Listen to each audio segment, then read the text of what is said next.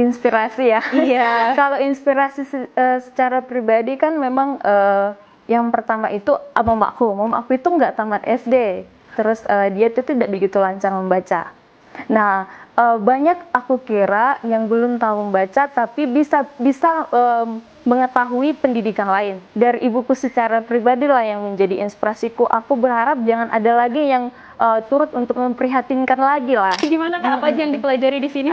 Jadi di sini ada kelas futsal, ada kelas spiritualitas, ada kelas bahasa Inggris, ada kelas karya seni dan budaya, dan ada kelas baca tulis dan hitung. Nah, ada juga pendampingan untuk anak remaja.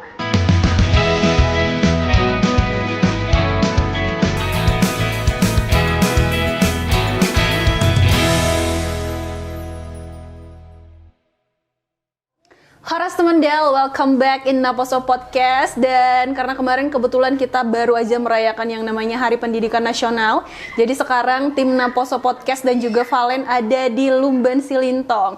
Jadi lebih tepatnya kita ada di Yayasan Pendidikan Anak agak lama gitu bilang anaknya, di Rumah Damai. Jadi sekarang ini sekaligus Valen pengen kasih tahu sih ke kamu karena ini spesial narasumbernya dan ini adalah requestan dari Temendel. Jadi di sebelahnya Valen udah ada Kak Leni Panjaitan. Hai Kak Leni. Hai. Halo, disapain dulu nih penontonnya kita yang biasanya sampai jutaan orang. Ya, biasanya disapa dengan Temendel.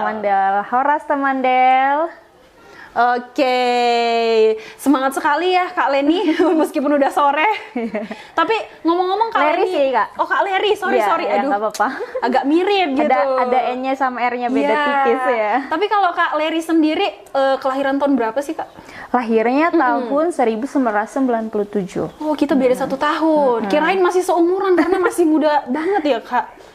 Berarti 98. 98 iya. kalau aku Valen. 27 lah tahun ini. Tapi kalau kita ngomong-ngomong nih tentang rumah belajar, rumah belajar damai kita sebutnya, ini kan udah berdiri sekitar 2 tahun nih Kak yang ada di sini gitu kan. Terus aku sebenarnya penasaran, kenapa sih ini dikasih namanya itu rumah damai? Kenapa bukan rumah Leri atau rumah apa, buruh Panjaitan gitu? Kenapa? Oke. Mungkin aku lebih cerita kepada latar belakangnya saja ya, mungkin nanti di situ akan masuk. Jadi kalau pertama-tama waktu saya berumur duduk di sekolah menengah pertama lah di SMP. Di SMP. Jadi waktu itu sudah ada cita-cita untuk membangun sebuah lembaga pendidikan. Oke. Jadi itu masih SMP ya? Iya, masih SMP. Memang bibit unggul ya. SMP udah kepikiran. Kalau dulu aku itu SMP masih main lompat-lompat, lompat tali apa gitu, berenang di Danau Toba. Ini udah kepikiran visi yang luar biasa. Terus lanjut Kak, gimana? Terus waktu itu masih SMP, kepikiran lah buat maunya ada lah ya nanti aku bangun sebuah lembaga pendidikan yang menaungi anak-anak untuk belajar seperti itu. Tapi dari keinginan aku secara pribadi itu adalah anak-anak yang benar-benar membutuhkan seperti itu, yang benar-benar membutuhkan dalam masuk kategori yang ekonominya tidak mencukupi untuk les di luar seperti itu. Nah, kemudian sekolah adalah di Sekolah Tinggi Bibelfro. Itu panggilan juga atau ada yang ngerahin? Nah, keinginanku itu waktu itu sebenarnya mau jadi pelayan Tuhan, tapi pada saat itu saya tidak tahu pelayan Tuhan itu seperti apa, karena pada saat itu yang aku tahu hanya pendeta. Jadi aku nggak tahu Bibelfro, nggak tahu diakones, nggak tahu guru huria seperti itu. Nah, tapi bercerita dengan pendeta, kemudian diarahkanlah ke Bibelfro karena memang situasi ekonomi ke sekolah pendeta tidak begitu mencukupi, jadi diarahkanlah ke sekolah Bibelfro gitu. Nah, masuk di sekolah Bibelfro, kemudian di sekolah Bibelfro itu ada 3 kali praktek lapangan. Jadi praktek lapangan pertama ke anak-anak pinggiran Kali Ciliwung yang ada di Jakarta. Oh, itu PKL-nya sampai keluar kota gitu ya Kak? Oh, baru tahu. Nah, kemudian di praktek lapangan 1 itu ada 2 lembaga yang waktu itu aku tempati gitu. Di Komnas Perempuan, jadi setiap harinya bertemulah dengan orang-orang yang benar-benar menurutku secara pribadi yang benar-benar membutuhkan gitu. Jadi mulai sejak dari praktek lapangan itu tepatnya semester 5 ya waktu itu. Mulai dari situ kepikiran lah lagi dengan cita-cita itu, kepikiran antara ke gereja kah atau langsung membuka lembaga seperti itu. Karena opsinya cuma ada dua itu, Iya. melayani di masyarakat atau di gereja. Iya, betul. Karena kan pada umumnya alumni dari sana langsung ke gereja ya gitu. Jadi mulai dari semenjak itu kemudian bergumul, kemudian bagaimana nanti ini seperti itu. Jadi kemudian di praktek lapangan 2 diutuslah ke daerah Pekanbaru yang juga masih daerah masuk pelosok-pelosok gitu. Kemudian di praktek lapangan 3 diutus juga ke Mentawai. Jadi dari situ lebih melihat lah. Nah, selesai pas menyusun skripsi memutuskan bahwasanya tidak dulu ke gereja gitu. Emang panggilannya lebih ke masyarakat, Iya. lebih menjangkau ke masyarakatnya langsung. Iya, Waduh, begitu. keren Jadi sekali. selesai dari situ langsung mengambil langkah untuk magang kepada anak-anak yang ada di pinggiran rel kereta api. Itu yang di Medan. Di Medan, betul. Tahu tuh kayaknya di mana tuh. Karena Iya, sering juga betul. orang pelayanan ke sana. Iya, di Medan. Iya, jadi itu namanya ada Yayasan Terang Kasih Agape.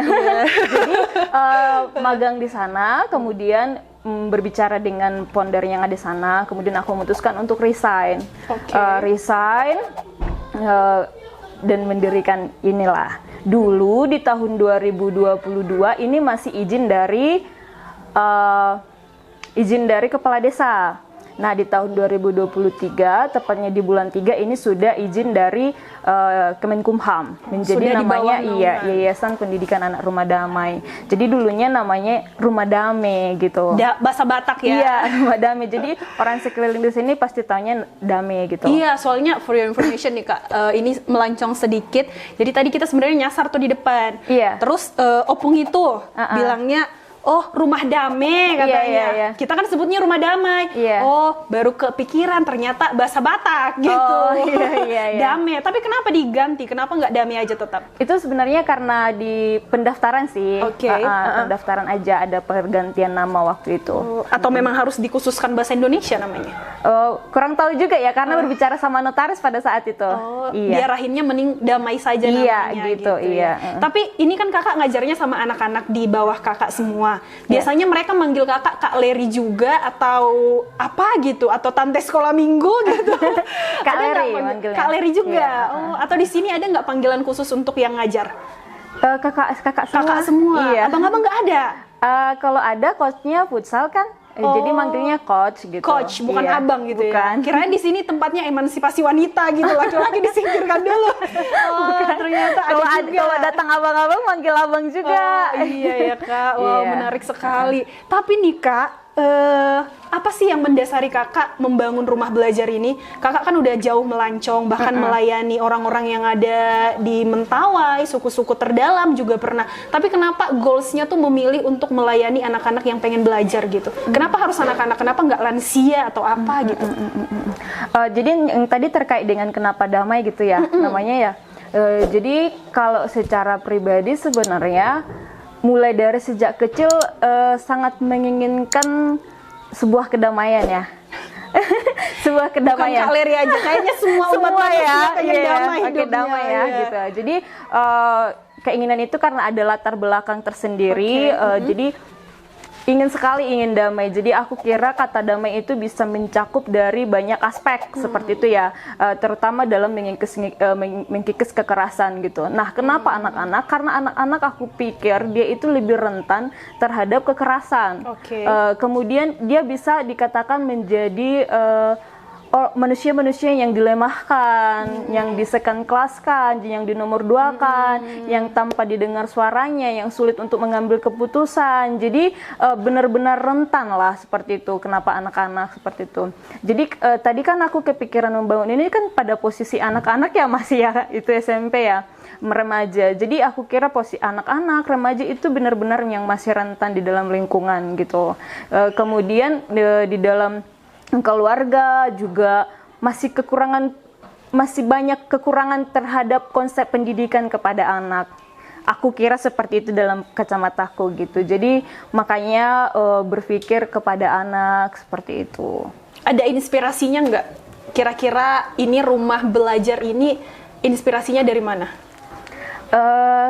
Inspirasi ya. Iya. Kalau inspirasi secara pribadi kan memang yang pertama itu mamaku itu nggak tamat SD. Iya, nggak tamat SD, terus dia tuh tidak begitu lancar membaca.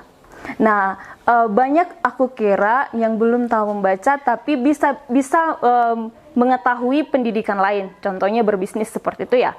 Tetapi ada saat-saat tertentu dia harus membaca. Nah, di saat itulah yang kita menurut saya secara pribadi yang benar-benar memprihatinkan gitu. Tidak harus membaca, memang ia tidak harus membaca, tapi di situasi saat ini harus butuh saat membaca gitu. Jadi dari ibuku secara pribadi lah yang menjadi inspirasiku. Aku berharap jangan ada lagi yang turut untuk memprihatinkan lagi lah gitu. Supaya kondisi kayak gitu tuh nggak ada lagi ke depannya. Betul. Walaupun aku kira mama aku itu sangat pintar ya, walaupun dia tidak begitu lancar membaca, tetapi ada fase-fase tertentu dia harus membutuhkan untuk membaca seperti itu. Nah, itulah. Jadi dia luar biasa sih. Jadi dari situlah aku yang lebih semangat untuk membuka ini seperti itu. Terinspirasi dari situ, sosok ibu yang paling dekat ya. Betul. Kak. Waduh, Iya, langsung betul. berkaca-kaca nih. Kak Leri ceritainnya, karena jujur memang kita tuh nggak bisa sepele sama orang yang tidak mengemban yang namanya pendidikan. Betul. Karena mereka betul. itu punya talenta khusus atau skill khusus gitu Betul, kan, Kak. betul. Tapi ini sejauh ini udah 2 tahun nih Rumah Damai ini berdiri di sini. Karena aku juga tahu ada juga di Tapteng. Iya, Tapi betul. kita pengen fokus bahas yang di sini. Udah berapa anak sih yang ada di sini Kak sejauh ini? Kalau di sini secara datanya ada 27 anak, Kak. 27. Itu mayoritas di rentang usia kelas berapa tuh mereka semua? Kalau dia paling kecil itu ada umur 7 tahun, kemudian di paling besar itu ada kelas 3 SMP lah. 3 SMP ya, Kak. kelas 3 Ini kan udah 2 tahun berdiri di sini. Nah, sejauh ini yang Kak Leri lihat sebagai pendamping mereka dalam belajarnya, perkembangannya udah gimana sih, Kak? Kalau secara prospek yang dicapai ya, kalau di dalam 2 tahun ini kita masih membenahi karakter ya, Kak. Karakter, lebih fokus ke Lebih karakter. kepada karakternya seperti itu. Nah, di tahun ini kita lebih mengasah bagaimana pengembangan skillnya yang lebih bagus lagi, bagaimana mereka memfokuskan kemana nih aku gitu. Oke. Jadi dulu kita kasih semua nih mata kelas-kelas, ada kelas aku kasih tahu ya, ada Boleh, kelas boleh di skill. Siapa tahu aja nanti ada orang kampung. Tapi Iya. ini khusus Rumah Belajar Damai ini bukan cuma untuk anak-anak yang ada di sini kan, Kak? bisa terbuka Yang di Baliga juga yang mau bisa, datang di ke sini Porsea juga boleh. bisa. Iya. Atau Kak Leri kepikiran pengen buka cabang gitu. Semoga ya kita doakan ya. Pasti kita dukung. Tapi balik lagi tadi gimana Kak? Apa aja yang dipelajari di sini? Jadi di sini ada kelas futsal, ada kelas Wow. spiritualitas. Jadi kelas spiritualitas ini belajar tentang agama ya, Kak ya. Kemudian ada kelas bahasa Inggris, kemudian ada kelas karya seni dan budaya, kemudian ada kelas baca tulis dan hitung. Nah, ada juga pendampingan untuk anak remaja. Seperti itu, yaitu kelas musik, seperti itu, Kak. Lengkap Gitu. komplit ya. Lebih komplit daripada bimbel-bimbel di luar sana kalau di sini belajarnya gitu. Tapi kalau kita berbicara tentang anak-anak, pasti kita akan membahas tentang respon orang tua. Kalau respon orang tua dari anak-anak yang belajar di sini gimana sih, Kak? Apakah support atau ada yang merepet gitu? Jadi nggak dibantu anakku lagi aku karena Iya, belajar di sana iya, gitu. Ada iya. nggak yang kayak gitu, Kak? Tapi baiknya kayaknya ngomongnya sama orang tua ya, biar aku tapi aku kasih tahu dulu karena kebetulan di hari-hari yang lalu kita ada kumpul juga dengan orang tua ya, untuk memberikan apa aja nih yang kita udah lakukan di sini. Jadi siapa yang kita layani, wajibnya kita kasih tahu juga laporan apa yang kita udah buat gitu ya. Jadi karena orang tua yang ada di sini, jadi sama mereka lah kita kasih laporan kita secara lisan waktu itu memang. Jadi kami ceritakan apa aja yang udah kita berikan sama anak-anaknya. Nah, kemudian kita tanya lagi bagaimana harapan kalian untuk kami gitu. Nah, dari perbincangannya benar-benar mendukung, Kak, benar-benar mendukung Support ya. Aku Memang kira itu kelebihan betul-betul. orang Batak ini. Makanya anak-anaknya tuh pada merantau jauh belajar, emang didukung kalau masalah pendidikan. Wow, luar biasa. Berarti di sini belum ada yang protes gitu ya, Kak, karena pulangnya malam atau belajarnya enggak. lama-lama gitu. Sejauh ini masih mendukung semua ya. Wow, ini layak untuk didukung sih. Justru anak-anaknya memang lebih disuruh ke sini, Kak, mereka Diarahin. daripada di rumah, apalagi kalau malam. Jadi di sini kalau kita kan bisa bermain-main, masak sama-sama. Ini rumah mereka, jadi mereka bisa masak sama-sama, mau ngapain aja pun di sini bisa. Kalau bermain musik bisa gitu. Walaupun mereka main games, orang tua tuh lebih yakin di sini gitu. Terus yang pertama mungkin bisa kita lihat juga support mereka kadang kasih pisang, kasih beras seperti itu. Hasil bumi ya. Hasil bumi. Aduh, aku kira itu salah satu terharu juga ya untuk mensupport kita di sini sangat gitu. terharu. Itu rutinitas kah pertemuan dengan orang tua atau gimana?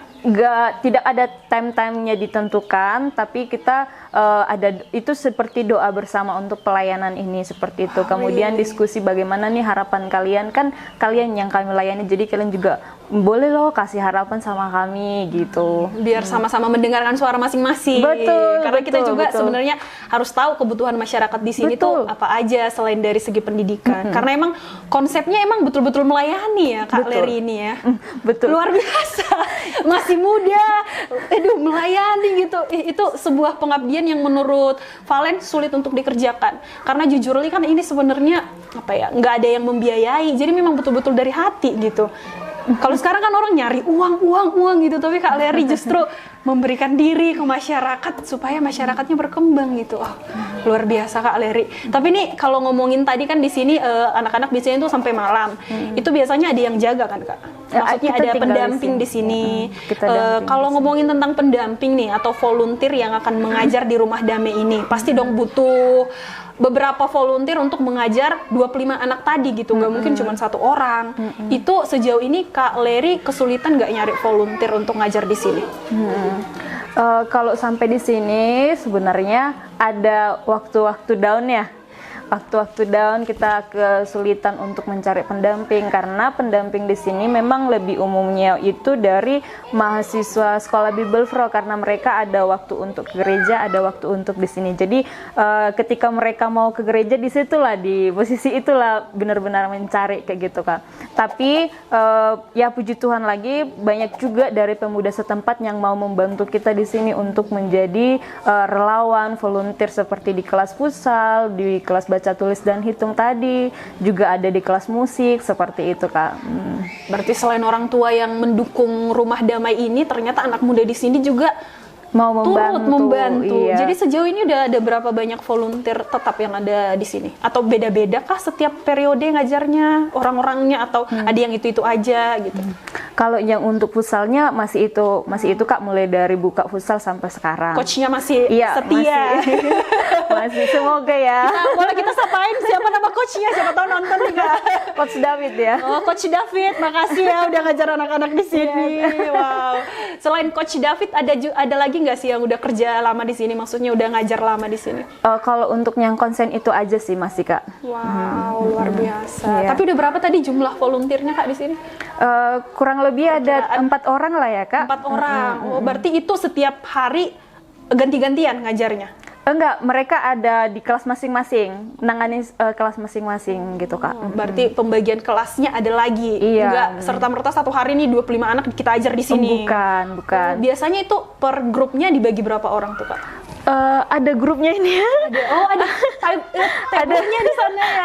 Ada deke, ada lumut, Tao. ada tao gitu. Jadi kita menganut pendidikan kontekstual. Jadi yang apapun yang kita pelajari di sini lebih baik kita ambil dari yang ada di sini juga seperti itu. Dekat di sini tahu deke itu kan Solu, iya. hasil yang ada di sini semua. Jadi mereka kalau belajar apa dari grup apa, grup deke gitu. Wow. Gitu lah.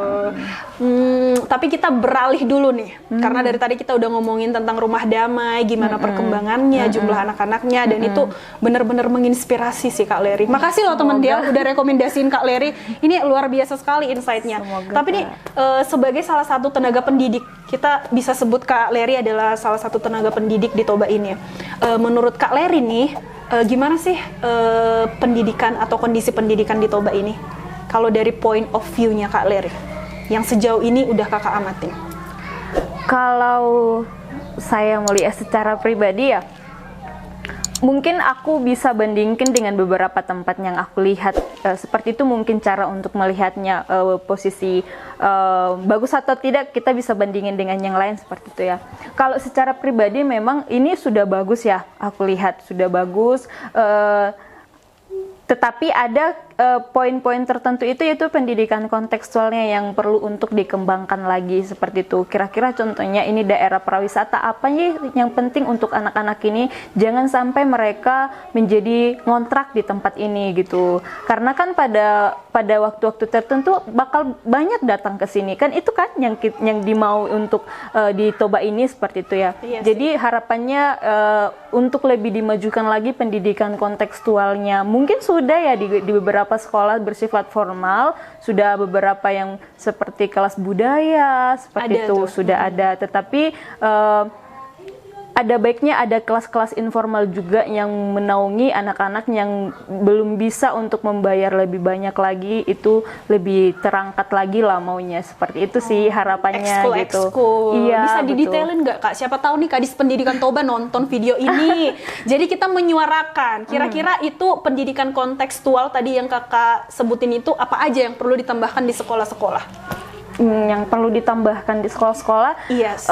Jadi kalau sebenarnya kalau di Rumah Damai ini kan kita ada 3 bidang pelayanannya Kak. Mungkin itu bisa salah satu untuk masukan gitu ya. Aku nggak tahu ini masukan atau apa, tapi aku mungkin bisa sampaikan kalau di sini ada bidang kelestarian budaya lokal, kelestarian lingkungan, dan kemudian kesehatan jasmani dan rohani.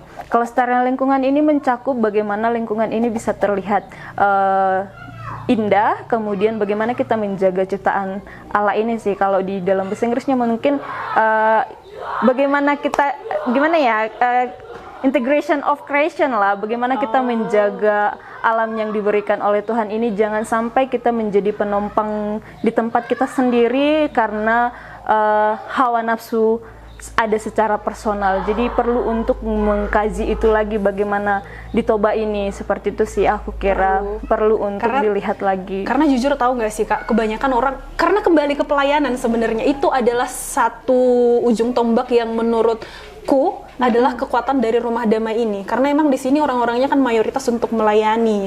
Kalau bisa dibilang kan orang zaman sekarang mah susah gitu mikirnya, bu udahlah nanti aja kapan-kapan gitu kan. Orang lebih mikir kayak yang penting mah untung, dapat cuan gitu. Kadang kita udah nggak usah kerja dari hati, yang jelas dapat uang gitu. Itu perlu sih disounding sama orang-orang di ini dinas pendidikan ya. Terus ngomongin tentang ini pendidikan di Toba, ada harapannya nggak sih Kak Leri? Selain yang tadi pendidikan yang harus semakin ditingkatkan di sekolah-sekolah, jangan cuma belajar formal aja, ada nggak selain itu? Kalau harapannya lebih kepada segala sesuatu yang perlu untuk berkembang dan maju itu adalah kerjasama ya.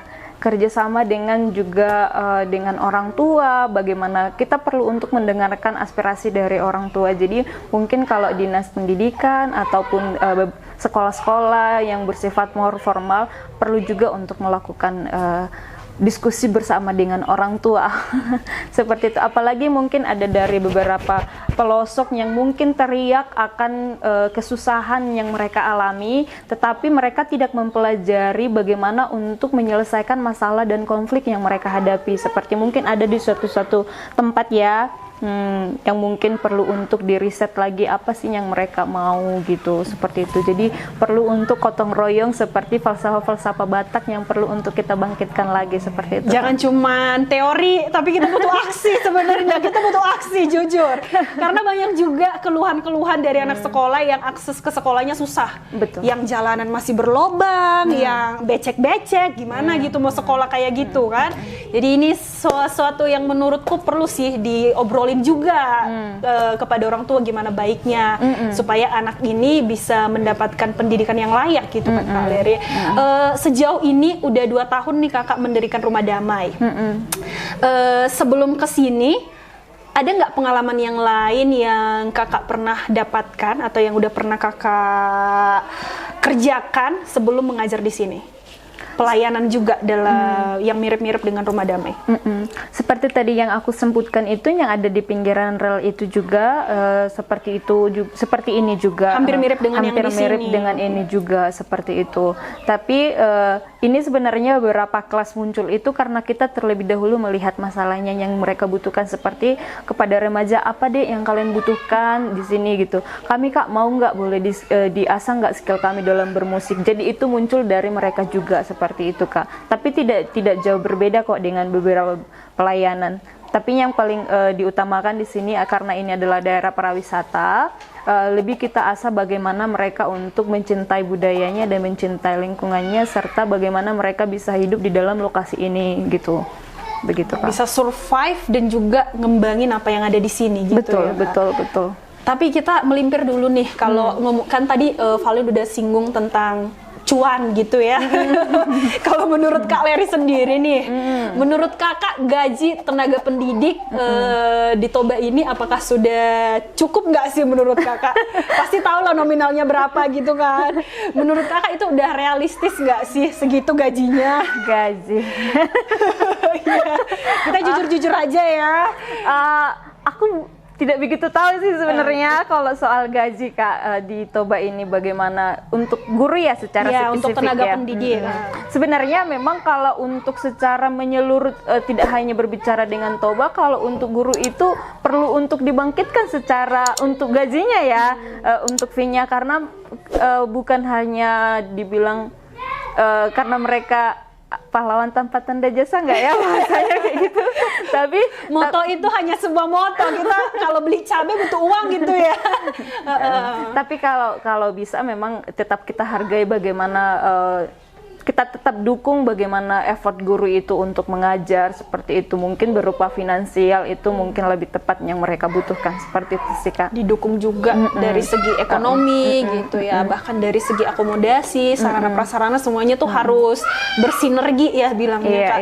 Tapi Kak Leni ini kan memang bisa dibilang udah sering berhadapan dengan anak-anak. Pernah nggak sih Kakak ngadepin anak yang lagi tantrum gitu, kayak ngambek belajar, ih mau aku belajar hari ini gitu? Pernah nggak sih Kak? Pernah. Itu gimana Kakak cara nanganinnya? Apalagi kan kalau Rumah Damai ini kan ada di Tapanuli Tengah ya, yang berfokus kepada anak berkebutuhan khusus. Iya, itu lagi ada satu lagi di sana. Jadi kalau anak-anak yang memang dia tidak ingin belajar pada saat itu, sering kita temukan juga seperti itu Kak, seperti itu. Penanganannya mungkin yang pertama kita biarkan saja dulu sejenak dia seperti itu, gitu. Didiamin aja dulu. Didiamin aja. Karena kalau kita paksa akan ada akan ada balasan yang mungkin kita buat mungkin kita sakit hati atau mungkin dia juga sakit hati seperti itu. Jadi lebih baik kita diamkan saja dulu seperti itu. Mungkin beberapa menit baru kita diskusikan sudah mau belajar atau belum gitu. Tentunya kalau anak berkebutuhan khusus juga seperti itu. Kalau dia menangis tantrum, lebih baik kita diamkan saja, tidak usah dibujuk-bujuk kali gitu maksudnya. Jangan dianju kali gitu ya. Berarti makin ini tantrum. Kadang kan kayak gitu ya. Nanti aku dibujuk gitu contohnya gitu. Waduh, begitu hebat sih sekali mungkin Kak Leri. strategi. Kalau ngomongin tentang prestasi dalam hal pendidikan, apa aja sih Kak prestasi dalam hidup Kakak yang membuat Kakak tuh bangga gitu jadi seorang pendidik?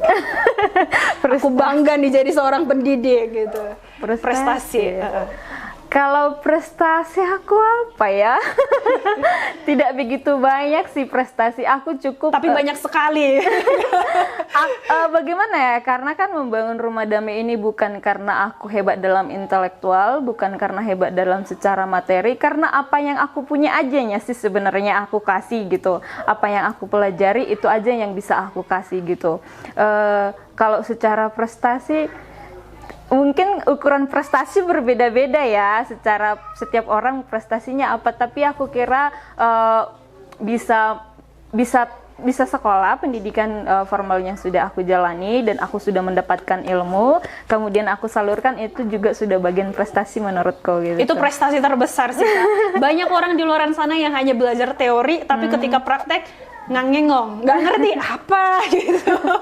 Itu justru yang kita butuhkan di Indonesia ini, anak muda yang mau belajar dan juga mau take action di masyarakat. Tapi nih Kak Leri, siapa tahu aja nih yang nontonin kita di YouTube ini ada yang pengen berdonasi ke Rumah Damai ini. Ini bisa hubungin kemana nih Kak? boleh nanti langsung ke media sosialnya Rumah Damai, Oke. dihubungi. Ada Instagramnya juga, ada TikToknya juga, ada Facebooknya juga. Username-nya apa nih Kak? Sekalian di-spill supaya kita semua tahu username Instagramnya, Iya, media iya. sosialnya apa. Iya. Kalau di TikTok sama YPA di Instagram namanya YPA Rumah Damai. Kalau di Facebook namanya Rumah Damai gitu. Oke, itu kalau misalnya kamu pengen donasi atau Boleh. pengen kasih bantuan ke Buku, sini, buku boleh. ya kita butuh buku di sini. Anak-anak harus rajin baca buku ya. Kalau bisa anak-anak di sini tuh mencintai buku. Jadi bisa nanti dihubungi ke username yang dikasih sama Kak Leri Panjaitan. Iya, Sangat membanggakan. Thank you banget Kak Leri untuk Terima kasih obrolan banyak. kita di hari Terima kasih ini. banyak teman Del sudah Sangat seru. mendengarkan. Sangat menginspirasi pokoknya Kak Semoga Leri. ya Kak, semoga ya. Semoga terinspirasi juga jiwa-jiwa muda di luar sana. Dan seperti biasa, kalau misalnya Naposo Podcast itu sudah berakhir, kita bakalan ngasih merchandise Oh, dari thank Radio you. Del FM. Mau lihat Ini deh. adalah buah tangan dari kita Kak Leri, silahkan. Diterima, jadi Terima ini ada kasih tulisannya banyak. Naposo Ada Podcast. Naposo Podcast. Iya. Oke. Terima kasih banyak. Boleh ke kamera yang di sebelah Oh, sana. boleh. Terima kasih banyak. Iya, jadi ini sebuah pertanda kalau kakak udah pernah ngobrol bareng kita di Naposo Podcast. Oke, Kak Leri, dipakai nanti ya Kak, biar makin banyak yang terinspirasi. Siap. Terima kasih banyak Kak. Oke teman Del, segitu dulu obrolan untuk Naposo Podcast hari ini. Thank you for watching dan juga thank you untuk Kak Leri Panjaitan. Jadi seperti biasa Naposo Podcast akan ditutup oleh sebuah quote dan kita mengutip kalimat dari Euripides yang adalah seorang penulis drama klasik dari Athena yang bilang kayak gini. Barang siapa yang mengabaikan pendidikan di masa muda akan kehilangan masa lalu dan mati di masa depan. Jadi aku Valencia Gatotha Julu pamit. Bye bye, Horas.